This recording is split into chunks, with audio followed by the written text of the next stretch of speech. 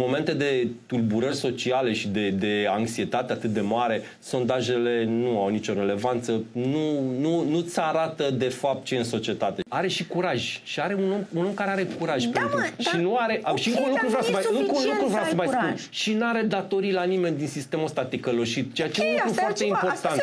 Și avem nevoie de un președinte care nu mai are nici sfori de la unul, de la altul, ținut așa și curajos ca să facă niște lucruri și drept. Și e un om curajos, o cunosc bine. E un om curajos, drept, cinstit. Și cu aturile astea și muncitor. Și cu lucrurile astea poate să fie un președinte foarte bun pentru noi.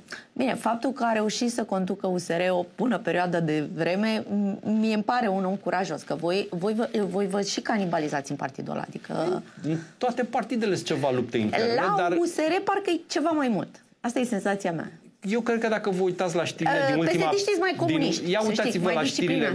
Facem exercițiul ăsta. Căutați în monitorizare știrile din iulie anul trecut până acum și vedeți unde au fost mai multe scandaluri, în ce partid au fost. Și vă zic că USR e pe ultimul loc. Nu cred. Asta nu cred. Și noi și PSD avem câte de candidați. USR are de candidați, PSD are de candidați pe Crin și pe Ponta. Am văzut atât de multe sondaje care au tras pe lângă, mai ales cele din toamnă, încât eu le iau foarte circumspect, foarte cu lingurița. În momente de tulburări sociale și de anxietate atât de mare, sondajele nu au nicio relevanță, nu-ți arată de fapt ce e în societate. Și vedeți